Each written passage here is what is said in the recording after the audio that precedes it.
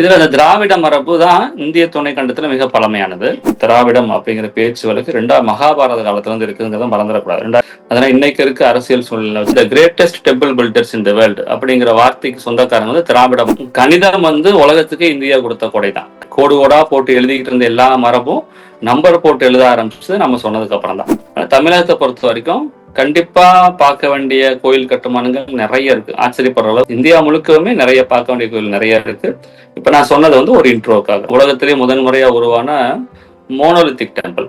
ஒரு வீட்டை வந்து நீங்க தலைகீழா கட்டி பாருங்க, முடியவே முடியாது, ரொம்ப கஷ்டம். பக்கா பிரிசிஷன் பிளான் இருந்தா மட்டும்தான் மேலிருந்து கீழ் நோக்கி ஒரு கோயிலை தலைகீழா கட்ட முடியும். அதனால திராவிட மரபுல கழுகுமலை வெட்டுவான் கோயிலுக்கும் எல்லோரா கைலாசநாதர் கோயிலுக்கும் ரொம்ப ரொம்ப முக்கியத்துவம் முதலிடம் இருக்கு. பதவிநியாசம் அப்படின்னா ஒரு இடம். நீங்க ஒரிசானதுமே எனக்கு சட்டுன்னு ஸ்ட்ரைக் ஆறது வந்து அந்த கிளாக்ஸ். தமிழ்நாட்டுல இது என்ன இருக்கா? ரொம்ப எளிய முறைகள்லாம் யாரும் எழுதி வைக்க போறதில்ல.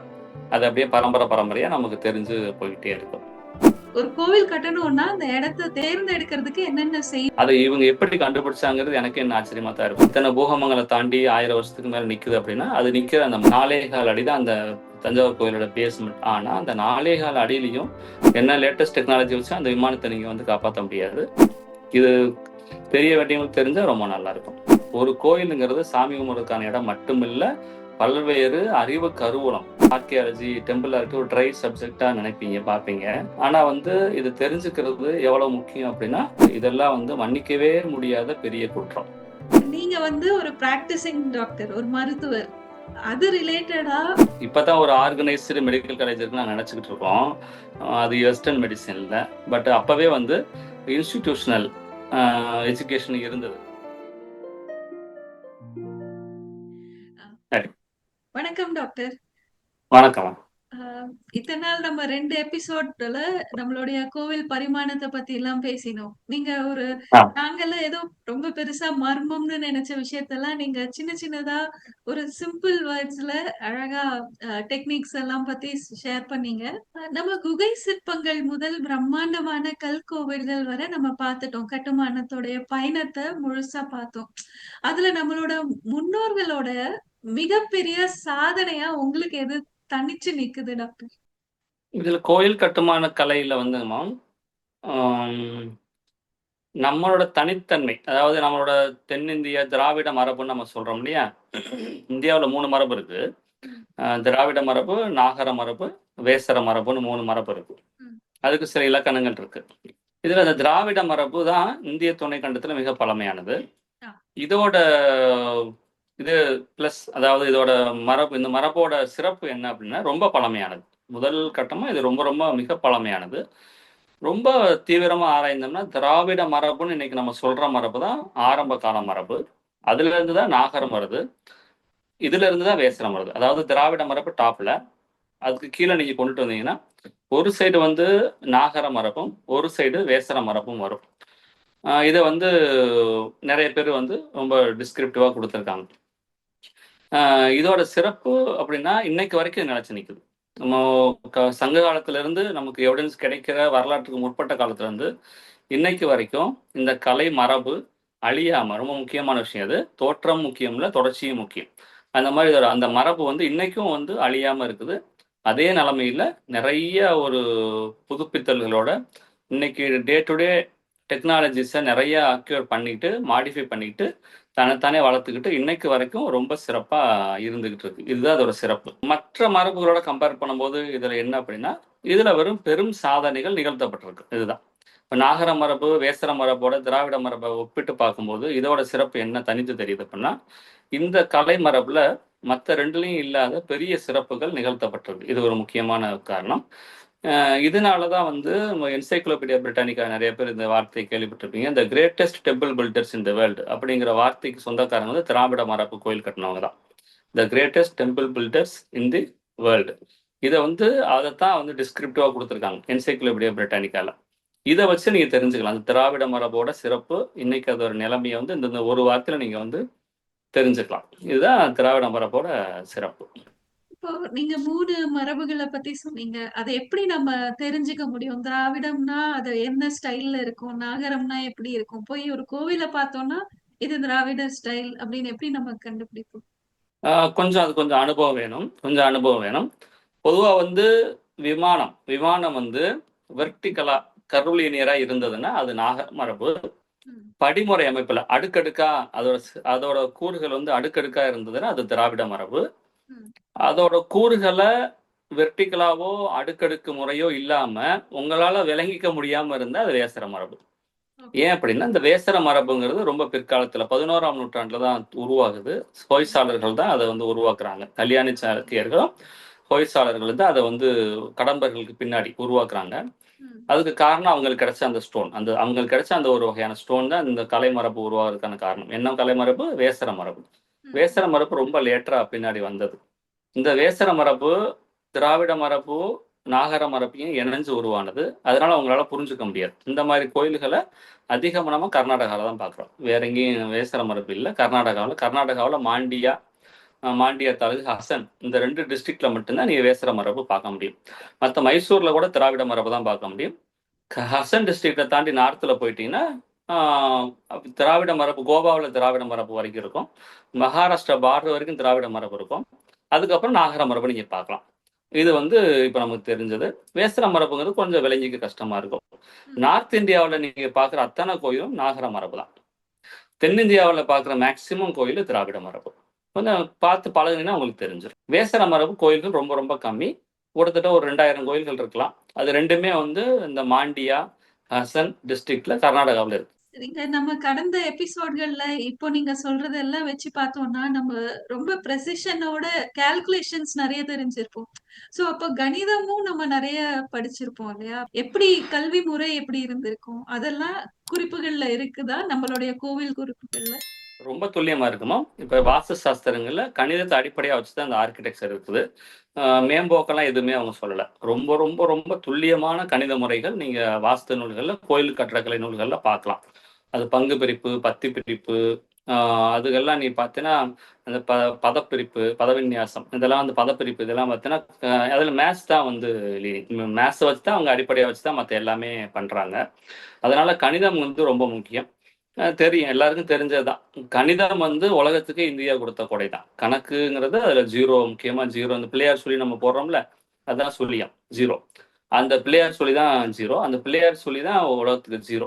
அது வந்து உலகத்த நம்ம இந்தியா விட்டு வெளியில போகும்போது, அத வந்து நம்ம 0, 0ன்னு சொல்றாங்க. இது வந்து 0 இல்லாம கால்குலேஷன் கணிதம் கிடையாது. இதுதான் உலகத்துக்கு இந்தியா குடுத்த கொடை. கோடு கோடா போட்டு எழுதிக்கிட்டு இருந்த எல்லா மரபும், நம்பர் போட்டு எழுத ஆரம்பிச்சது நம்ம சொன்னதுக்கு அப்புறம் தான். அந்த நம்பர்ஸ் அப்ப தமிழ்நாட்டுல நெறைய இடத்துல கிடைக்குது. அதனால கணிதம் வந்து கட்டிடக்கலைக்கு ரொம்ப முக்கியம். அதுக்கப்புறம் நிலவியல், கல்லு, அந்த மண்ல இருக்க தனிமங்கள், அந்த மண் அடுக்கோட தீவிரம், அந்த மண் அடுக்கோட தன்மை. ஒவ்வொரு லேயரும் இருக்கும் இல்லையா? ஸ்ட்ராட்டிகிராஃபி. அது வந்து அந்த மண் அடுக்குகளோட தன்மை. இது எல்லாமே நீங்க வாஸ்து சாஸ்திர நூல்கள்ல பார்க்கலாம்.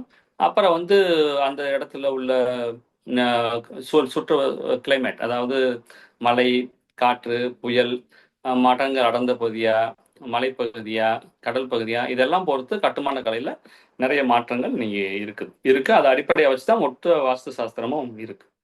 நீங்க இப்போ நெறைய கோவில்கள் போயிருக்கீங்க. சவுத் இந்தியா, நார்த் இந்தியா எல்லா இடத்துலயும். சோ, இதுல பார்த்தோம்னா, நம்மளோட தனிப்பட்ட ஒரு சில கோவில் ஸ்டைல் இருக்கும். அது நீங்க எதனா குறிப்பா எதனா சொல்ல முடியுமா? நாங்க போய் பார்த்து தெரிஞ்சுக்கிற மாதிரி. நம்ம தென்னிந்தியாவுலருந்து ஆரம்பிப்போம். ஆ தென்னிந்தியாவ பொறுத்தவரைக்கும் தமிழகத்துல ஒரு மரபு இருக்கும்.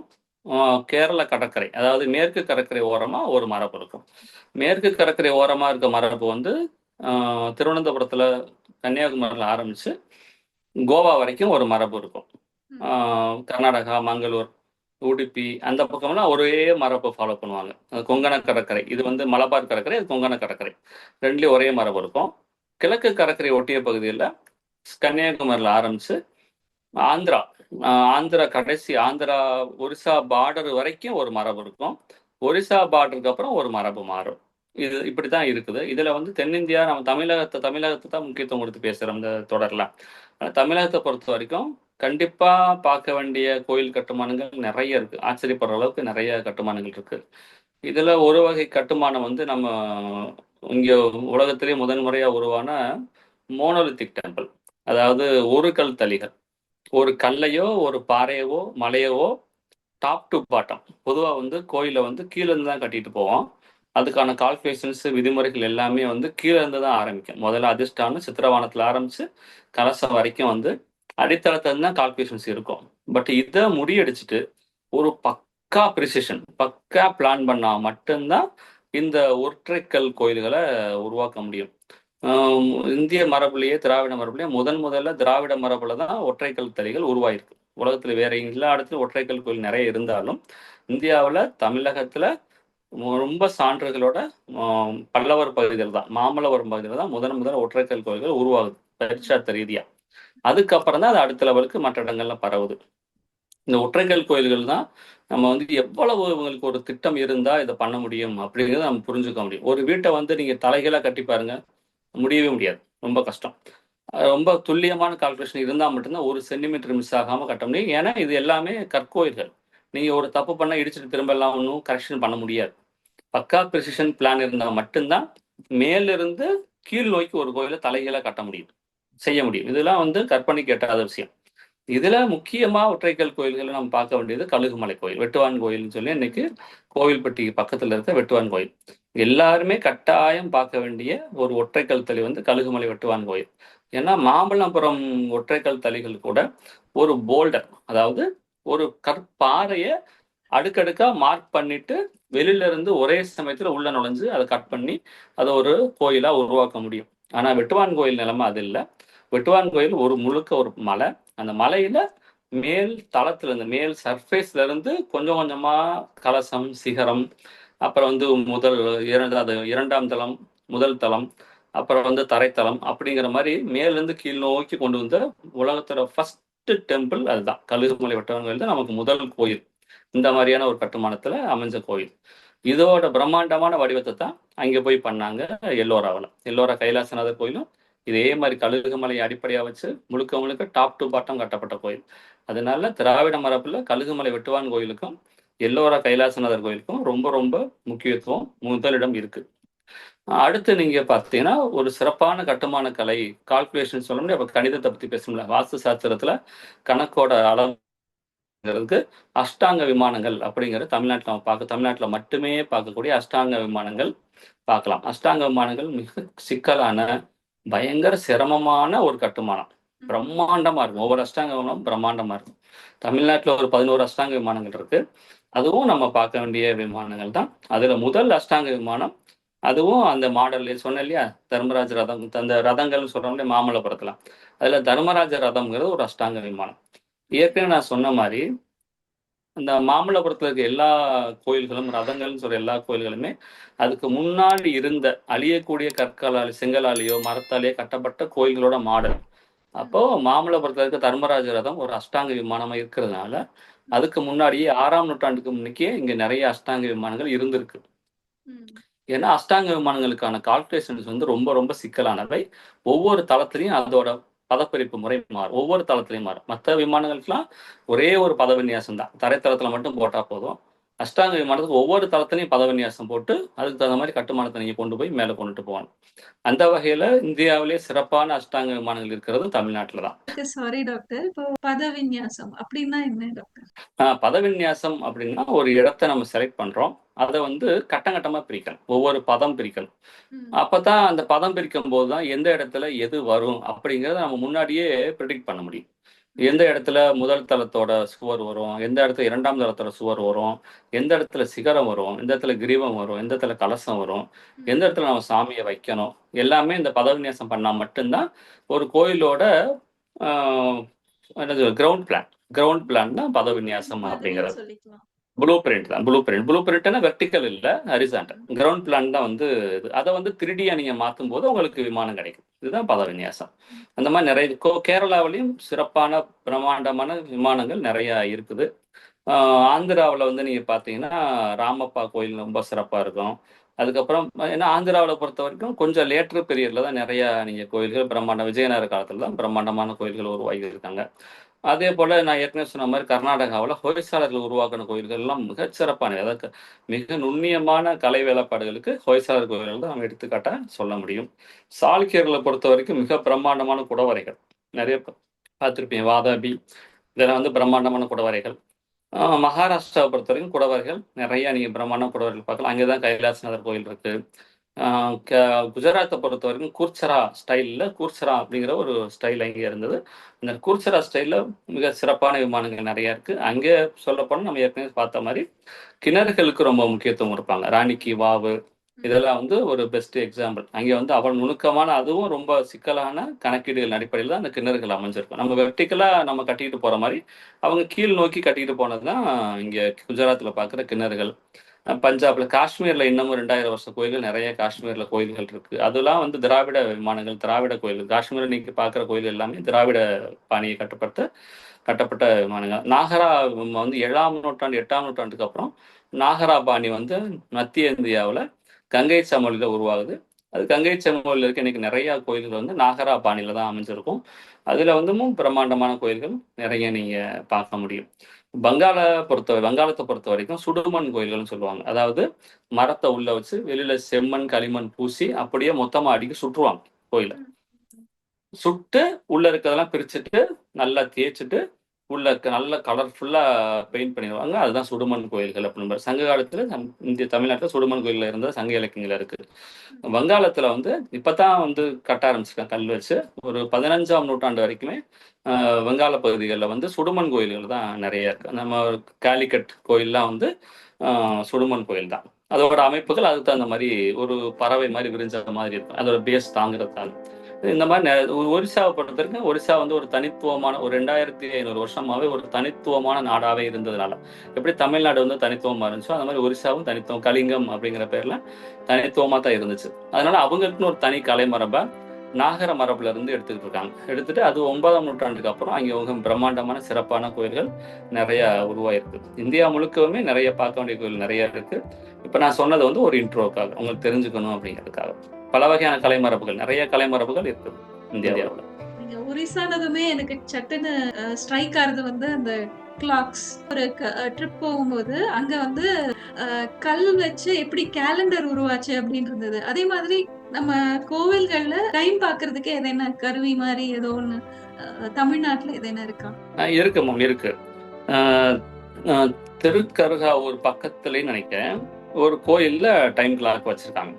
வச்சு அதில் நீங்கள் வந்து டைம் பார்க்க முடியும். ரொம்ப பழமையான 12ஆம் நூற்றாண்டு கிளாக் மாதிரி தெரியுது. அது பார்த்துக்கலாம். அதுக்கு முன்னாடியே வந்து கோயில்களில் அந்த தரையில் வந்து குழி குழியாக இருக்கும். 5 குழி 7 குழி 12 குழி அப்படின்லாம் வச்சுருப்பாங்க. அது கரெக்டாக நீங்கள் பார்த்தீங்கன்னா சூரியன் வந்து கோயிலுக்குள்ள வந்து எந்த இடத்துல முதல்ல அந்த கல்லில் விழுக கீழே தளம் போட்டிருப்பாங்க. அந்த கல்லில் நேராக அது 5 குழி இருக்கும். 5 குழி இருக்கும், இல்லைன்னா 7 குழி வரிசையில் எந்த பக்கம் கிராஸாக இருக்கும். அந்த குழிகளில் நீங்கள் ஒன்றும் இல்லை, ஒரு மரத்தை நிறுத்தி பார்த்தீங்கன்னா அவங்க டைம் தெரிஞ்சு போயிடும். அந்த குழியில் ஒரு மரத்தக்கையை அந்த ஒரு நடுக்குழியில் நிறுத்தி பார்த்தீங்கன்னா உங்கள் டைம் நீங்கள் ஈஸியாக சொல்லிடலாம். அந்த மாதிரி நிறைய கோயில்கள் அந்த குழிகள் உண்டு. அதெல்லாம் டைம் பார்க்கறதுக்காக அமைக்கப்பட்ட குழியில தான் நான் நினைக்கிறேன். நிறைய இடங்கள்ல நிறைய கோயில்கள் இருக்கும். ஸ்ரீரங்கத்துலலாம் கூட இருக்கு. ஸ்ரீரங்கத்தில் இருக்கு, நிறைய இடத்துல இருக்கு. அந்த 5 குழி இருக்கும், இல்லை 7 குழி இருக்கும், அல்லது 2 வரிசையா அல்லது 3 வரிசையில் அந்த குழிகள் இருக்கும். இந்த மைய குழியில நீங்க ஒரு குச்சியை ஊனி பார்த்தீங்கன்னா தெரிஞ்சு போயிடும். அதை விட முக்கியம் வந்து கோயில் கட்டுறதுக்கான முதல் வேலையே வந்து அந்த சங்கு ஸ்தாபனம் தான். சங்கு ஸ்தாபனம் அப்படின்னா ஒரு மரத்தக்க இருக்கும், அதில் வந்து கூரா வெட்டிட்டு அதை வந்து எந்த இடத்துல கோயில் கட்டுறமோ நட்டு பார்த்து ஒரு வருஷம் அதை ஃபாலோ பண்ணணும். அதோட நிழல் விழுகிற பகுதியை நீ மார்க் பண்ணிட்டே வரணும்.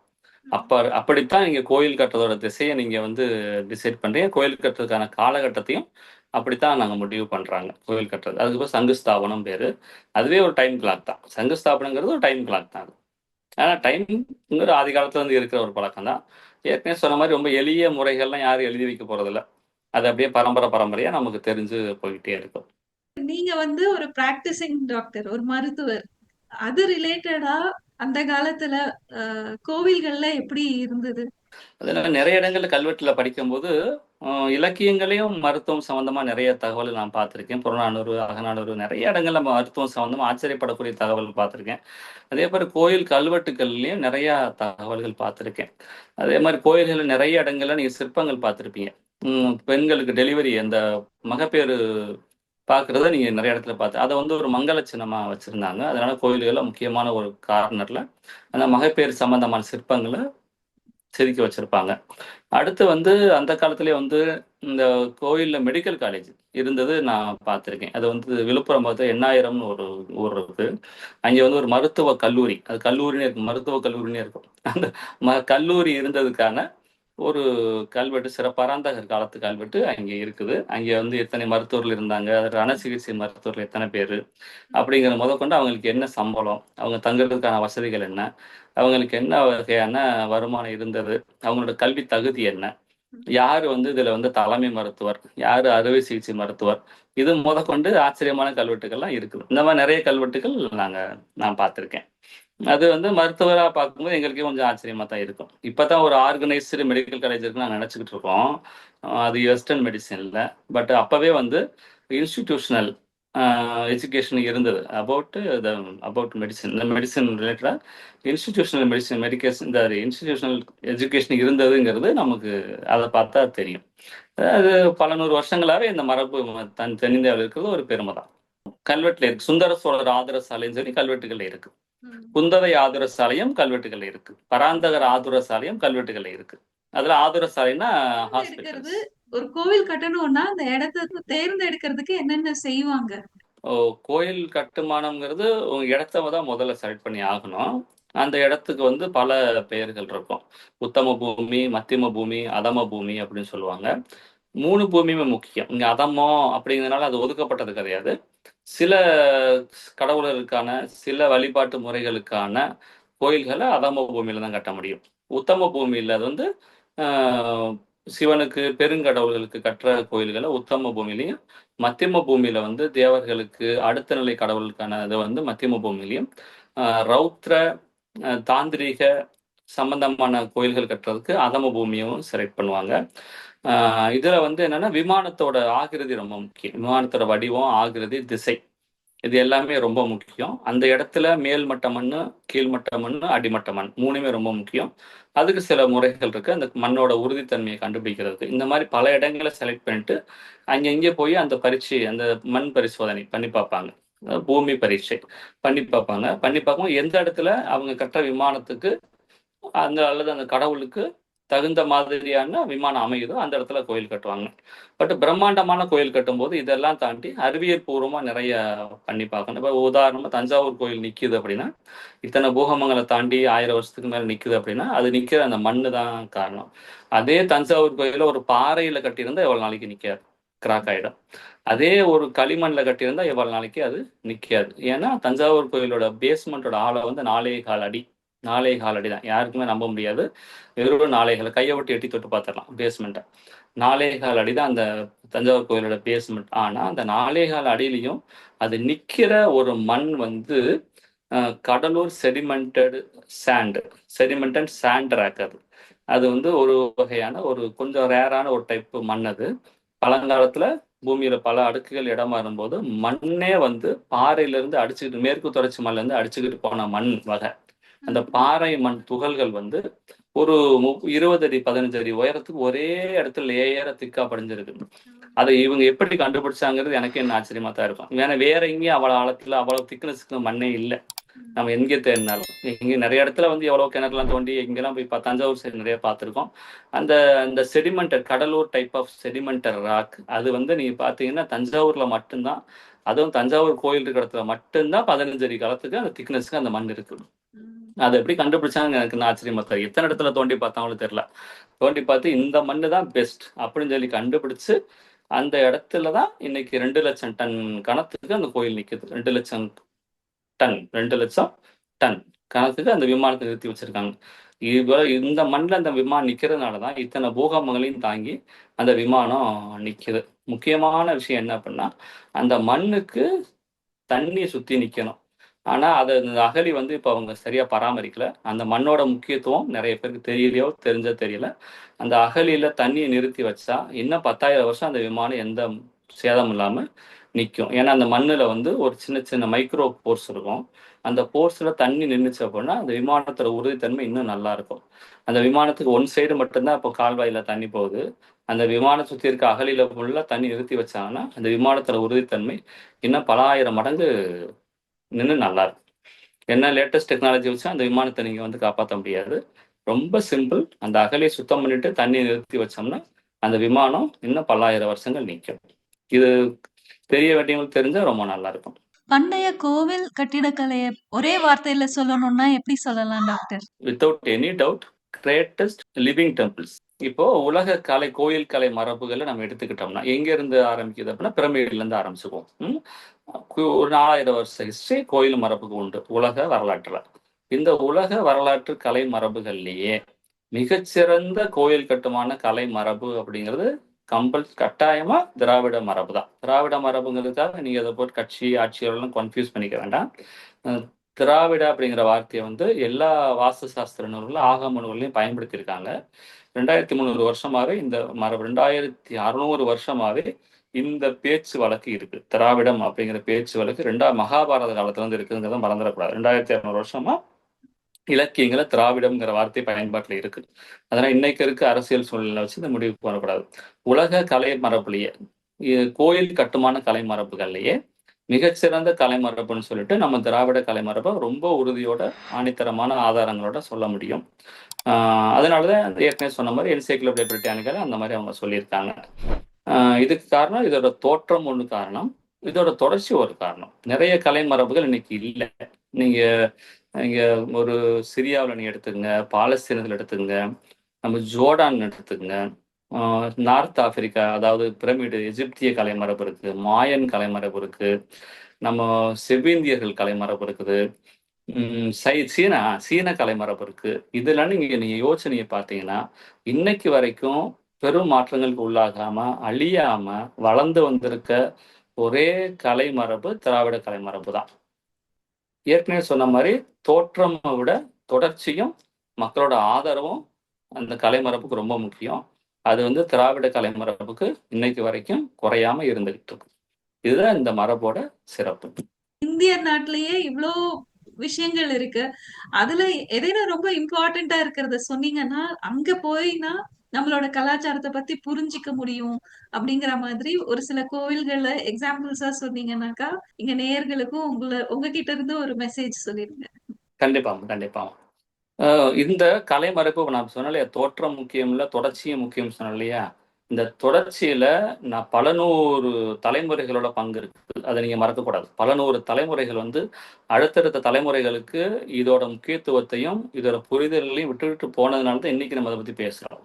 அப்ப நம்மளோட கடமை என்ன அப்படின்னா, நம்மளுக்கு அடுத்த தலைமுறை குழந்தைகளுக்கும் இளைஞர்களுக்கும் இந்த கோயில்கள்ங்கிறது சாமி கும்பிட்றதுக்கு மட்டும் இல்ல, போனா சாமி கும்பிட்டா வந்தோம் அப்படிங்கிறதுக்கு மட்டும் இல்ல, அது ஒரு பெரிய மிகப்பெரிய அறிவு கருவூலம்.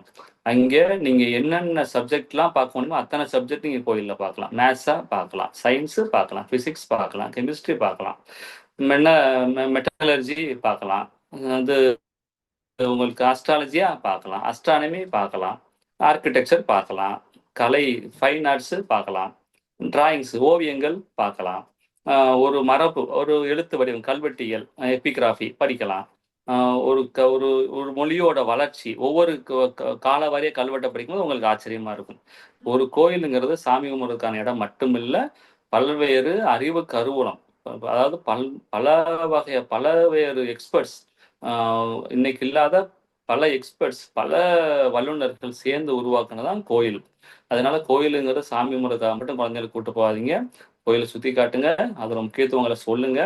அவங்க உங்களுக்கு அடுத்த தலைமுறைக்கு அதை கொண்டுட்டு போவாங்க. இப்படித்தான் அந்த தோற்றம் மட்டும் இல்ல, தொடர்ச்சி இன்னைக்கு வரைக்கும் போயிட்டு இருக்கு. இதுதான் நான் கண்டிப்பா சொல்ல விரும்புறது. எல்லா இடத்துக்கும் போங்க, என்ஜாய் பண்ணுங்க. ஆனா கட்டாயம் கோயில்களுக்கு கூட்டிட்டு போங்க, சாமி கும்பிட்றதுக்காக மட்டும் இல்ல. அடுத்து எல்லா மக்களுக்கும் அடுத்து நான் சொல்ல வேண்டியது என்னன்னா, இந்த கலைமரபை பாதுகாத்துக்கிறதும் இதை முடிஞ்ச வரைக்கும் தெரிஞ்சுக்கிட்டு அடுத்தவங்களுக்கு சொல்றதும் நம்மளோட கடமைகள்ல ஒண்ணு. இதுதான் இதுல வந்து ஒரு சில பேர் ஆர்கியாலஜி டெம்பிள் ஆர்கி ஒரு ட்ரை சப்ஜெக்டா நினைப்பீங்க, பார்ப்பீங்க, இருக்கலாம்.